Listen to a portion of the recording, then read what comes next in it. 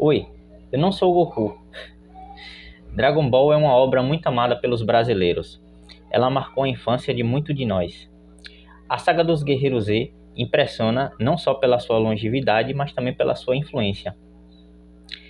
E ela influenciou jovens do mundo todo. Eu conheço gente que começou a malhar, começou a praticar artes marciais só porque assistiu Dragon Ball na infância. Difícil é achar uma pessoa que não goste de Son Goku e seus amigos. Hoje eu vou usar Dragon Ball para falar do absolutismo monárquico. Olá a todos, eu sou o professor Calil Alves, sejam muito bem-vindos a esse canal. Gostaria de agradecer a todas as pessoas que têm assistido, comentado, compartilhado, se inscrito no canal. Tudo isso é muito importante para fazer com que esse canal que os vídeos do canal, né, possam chegar a mais pessoas. Então, gostaria de agradecer a todo o apoio que vocês têm dado até esse momento. Akira Toriyama nasceu em abril de 1955, na cidade de Kyushu, prefeitura de Aichi. Ele faleceu aos 68 anos em 1º de março de 2024. A causa da morte foi um coágulo no cérebro. O autor começou sua carreira no ramo dos mangás em 1977, aos 22 anos. Apesar da sua dedicação, ele só emplacou um sucesso com a serialização do gag mangá Dr. Slump, na edição 5 e 6 de 4 de fevereiro de 1980. O mangá teve 18 volumes e um anime de enorme sucesso na TV japonesa. Dr. Slump realça elementos da escrita das obras do autor. Humor nonsense, ficção científica mesclada à aventura em cenários anacrônicos, que é uma coisa muito interessante na obra de Akira Toriyama. Você tem tecnologias avançadíssimas, né? Ou seja, a história tecnicamente se passa no futuro, mas você tem dinossauros, homem das cavernas, é uma loucura, é uma delícia. E o traço de Toriyama, ele é muito cartunesco. Eu acho que esse é um elemento fundamental. Você bate o olho no desenho do Toriyama e você diz, isso aqui é do autor de Dragon Ball. É inevitável. Embora importante na história do mangá, é com Dragon Ball que Toriyama ganha o coração do planeta. Quiçá do universo, né? Que Toriyama acho que é amado por todos os alienígenas que existem por aí no cosmo. Dragon Ball nasce como uma releitura moderna de Jornada ao Oeste, um clássico da literatura chinesa, cujo protagonista é Son Wukong, o rei macaco que se une a Zhou-Bajie, Shao Jing e ao monge budista Tan Sanzang em busca dos escritos budistas. No mangá, Son Goku é um jovem órfão que possui uma esfera do dragão, um objeto que está na mira da cientista Bulma, que deseja reunir as 7, né, que são 7 esferas, e invocar Shenlong, que é um dragão que pode, uma criatura mágica, né, um grande dragão que pode realizar desejos. A história evolui muito ao longo dos anos.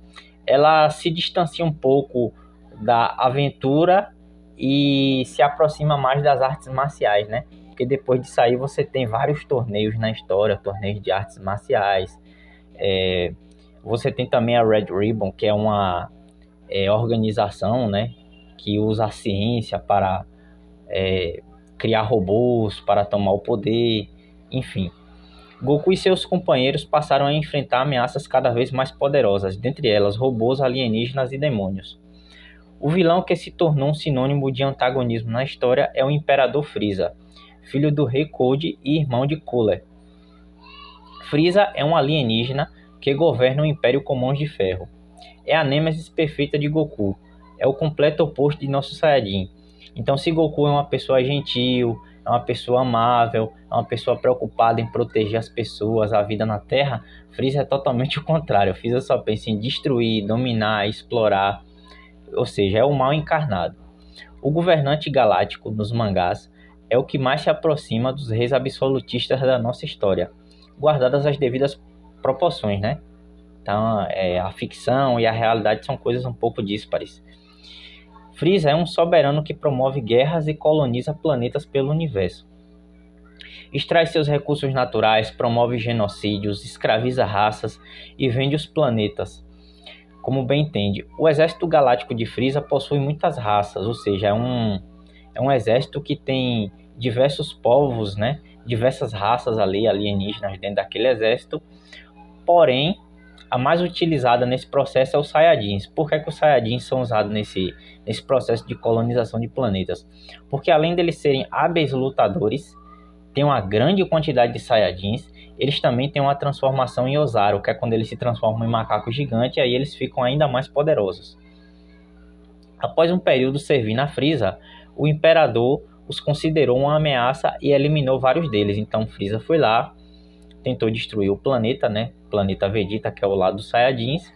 Porém, alguns Saiyajins, como Goku, Raditz, Nappa, Vegeta, o irmão de Vegeta, conseguiram sobreviver.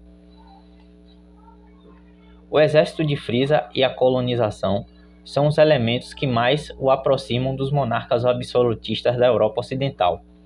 O historiador Marcos Antônio Lopes define o aspecto militar do absolutismo, abro aspas, utilizando-se de tropas permanentes, ainda que nos séculos XVI e XVII um bom contingente fosse recrutado no estrangeiro, as monarquias europeias se opuseram aos vários coeficientes centrífugos de força do reino. A constituição de um exército nacional representa um fator vital para estabelecimento e consolidação do Estado absolutista no Ocidente, haja vista ser a guerra uma prática econômica comum. Fecho aspas. Na Idade Média,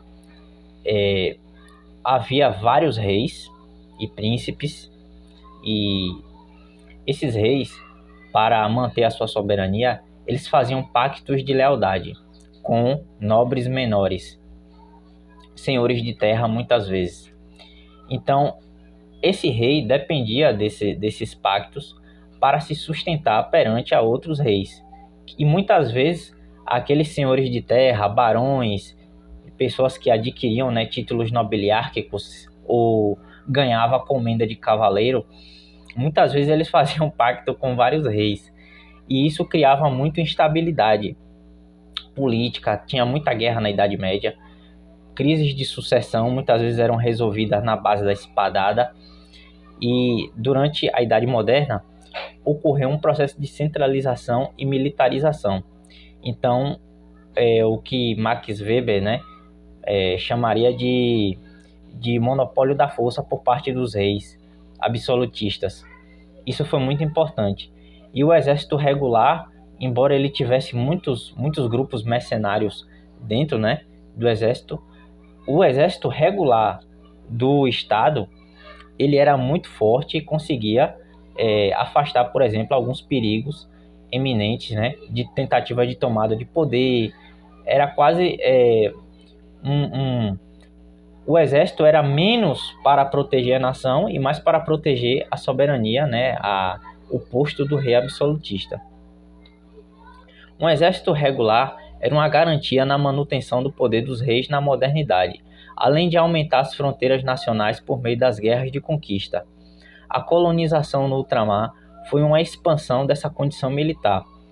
Embora as análises do absolutismo monárquico fiquem muito centradas na esfera europeia, o imperialismo e o colonialismo são elementos definidores desse sistema de governo, do mesmo modo que ocorre com Freeza em Dragon Ball.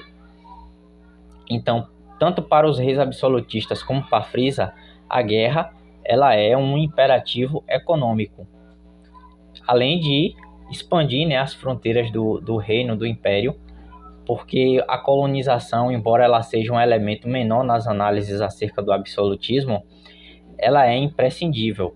Portugal, Espanha, França, Inglaterra, todas essas potências que têm reis absolutistas, elas eram colonialistas, porque o colonialismo ele atendia a dois critérios: um interno, porque garantia, né, as rendas necessárias, as prover as economias necessárias, como também expandia os territórios, aumentava as redes de comércio, né, porque no Pacto Colonial a metrópole produzia os produtos manufaturados, as mercadorias manufaturadas, e adquiria matéria-prima a preço baixo da colônia, motivo pelo qual muitas vezes as guerras de independência se dariam por esse motivo, né? Nos Estados Unidos, por exemplo, os Estados Unidos recebiam muitas tarifas da Inglaterra, e aí as 13 colônias, obviamente, entraram num processo de independência no século XVIII. Mas acho que me adiantei um pouco na discussão. Na época moderna, os múltiplos feudos se dissolveram em um Estado monárquico centralizado. Um Estado que rivalizava com a Igreja, única instituição de caráter transnacional e com forte influência na vida das pessoas. O historiador Renato Moscatelli retrata a forma como o sociólogo alemão Norbert Elias enxergou a gênese do absolutismo. Na competição pela soberania da nobreza, ocorreu o monopólio da força por parte de um único rei. E essa força não é só militar, mas ela também é de domínio de terras. Então, quem tivesse um maior conjunto de domínio de terras, obviamente, teria maior poder de centralização, né, de recursos e de poder. Abro aspas para Renato Moscatelli. O surgimento de um estágio de monopólio não implicou o fim de toda forma de concorrência. Criou espaços para novos estilos de competição entre os indivíduos, o que exigiu dos mesmos que modificassem seu comportamento para se adequar à realidade vigente.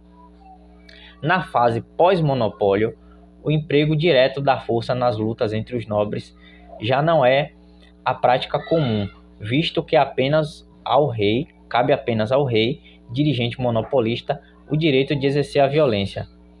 E aqui, Norbert Elias parece reforçar, né, o argumento que viria anos depois com Max Weber, que é o monopólio da força por parte do Estado monárquico, que isso aí vai se desdobrar na República também. Elias descreveu o fenômeno como um mecanismo régio, o que pôs o rei absolutista no centro das relações de interdependência. A criação de um novo hábitos, ou seja, um conjunto de crenças, normas e sensibilidades compartilhadas em uma sociedade, foi essencial para o absolutismo monárquico. Na sociedade corte, a nobreza decadente não disputaria mais com armas em punho por terra, mas por prestígio em relação ao rei em meio a toda a cerimonialidade. Se Elias concentra sua análise nas relações entre a velha aristocracia e o rei, o historiador britânico marxista Perry Anderson foca nas lutas de classe na modernidade. O autor reforça que a modernidade é o estágio inicial do capitalismo e que a classe burguesa já era um grupo com alguma influência nas relações de poder da monarquia absolutista. Diferente de Elias, para além das disputas de terra e soberania que provocaram o fim do feudalismo como modo de produção, Anderson estabelece que a monarquia absolutista foi uma modernização do próprio feudalismo. A centralização e mudanças institucionais só reforçaram a exploração do campesinato, agora sob o crivo do trabalho assalariado, declarou Anderson, abro aspas. O absolutismo era apenas isto, um aparelho de dominação feudal recolocado e reforçado, destinado a sujeitar as massas camponesas à sua posição social tradicional. Fecho aspas. A aristocracia uniu-se ao rei para manter sua distinção e condição socioeconômica. A burguesia ascendente comprou seus espaços na administração pública por meio das venalidades. O comércio e as manufaturas permitiram que muitos deles criassem uma relação patrimonialista com o Estado. O rei, a aristocracia, a burguesia e os súditos em geral não viviam em completa harmonia, ao contrário, as disputas continuaram a ocorrer. O rompimento desses laços viriam no século XVIII, com a Revolução Francesa e a independência dos Estados Unidos. Tá gostando do vídeo até aqui, pessoal? Se inscreva no canal, curta, comente, compartilhe. Isso ajuda muito na divulgação do canal, faz com que o vídeo chegue até outras pessoas.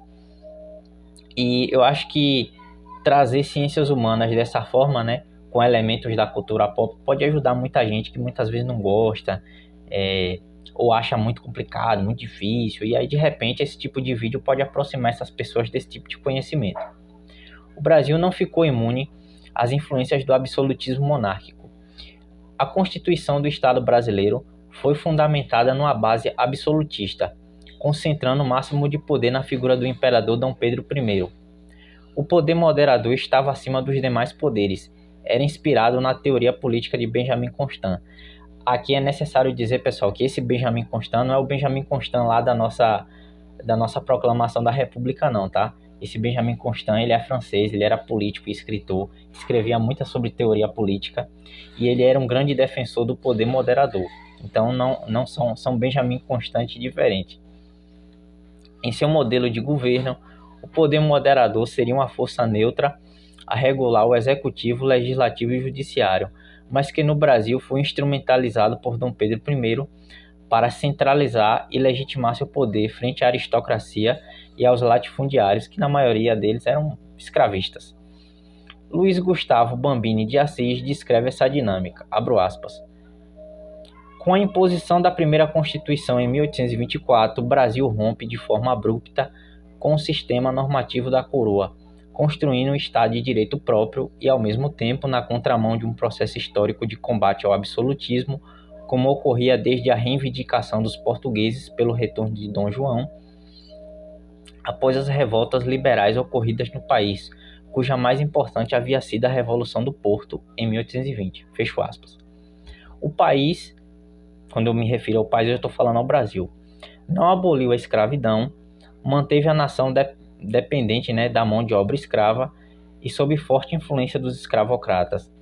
A independência do Brasil em 1822 não rompeu os laços com a monarquia, ao contrário, criou uma nova dinastia no país.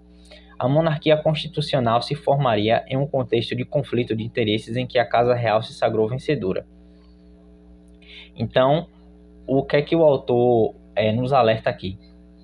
Que o Brasil, enquanto Estado nascente, no século XIX, esse período de 1822, o Brasil foi num caminho totalmente oposto, tanto das monarquias, os estados europeus, que se encaminhavam para modelos republicanos, ou para até a própria independência, dos estados aqui no continente americano. Os Estados Unidos, por exemplo, virou uma república, a América Latina seguia um caminho republicano. Muitos desses países que se emanciparam, da coroa espanhola aboliram a escravidão.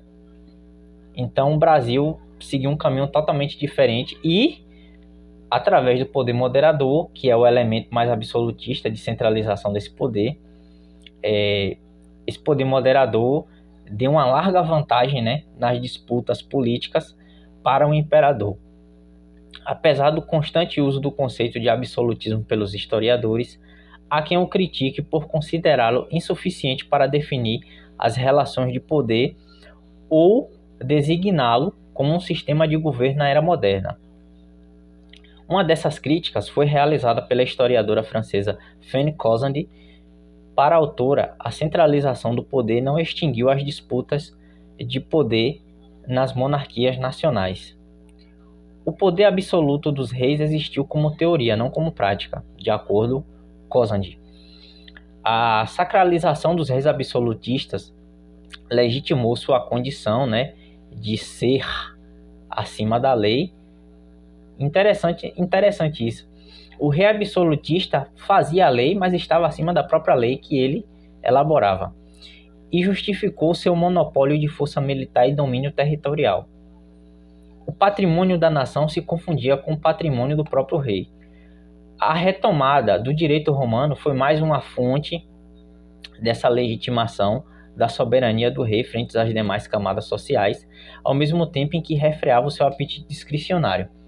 Mais uma vez, outro paradoxo, porque o direito romano, ao mesmo tempo em que aumentou os poderes do rei frente os demais setores sociais, inclusive até a igreja, ao mesmo tempo ele delimitava o poder do rei, porque existe uma diferença entre ser absoluto e ser onipotente. Absoluto é um poder centralizado, e onipotente é quando o rei pode fazer qualquer coisa, E o rei também tinha que seguir uma certa legalidade para atuar. Caso contrário, ele seria considerado um ditador e não um rei. Conforme declara Cozandy, abre aspas, se a tendência historiográfica atual tende a recolocar em xeque a validade do termo absolutismo para qualificar a monarquia do antigo regime, a incapacidade dos historiadores para propor uma outra denominação testemunha a impregnação do conceito na análise política da França moderna. A autora, ela analisa mais a monarquia francesa da era moderna. E ela disse que seria um pouco difícil, né, transferir essa análise para outras monarquias absolutistas, porque esses outros estados tiveram suas próprias dinâmicas. Tanto é que a monarquia francesa e a monarquia inglesa, elas são um pouco díspares na questão do tratamento, né, dessa constituição, desse absolutismo. O absolutismo monárquico foi um sistema de governo criado no fim da Idade Média para centralizar o poder em uma casa real. Então, ao invés de você ter uma centrifugação, né, de poderes, diversos reis, diversos nobres lutando, isso criava um clima de instabilidade muito grande. Você elencava uma monarquia, centralizava o poder nessa monarquia para poder garantir e estabilizar um pouco a nação. Mas não significa que a era moderna foi uma era de paz, ao contrário, teve muitas guerras. A guerra, inclusive, era um elemento econômico. Só que agora eram guerras entre monarquias absolutistas. É um pouco diferente da Idade Média.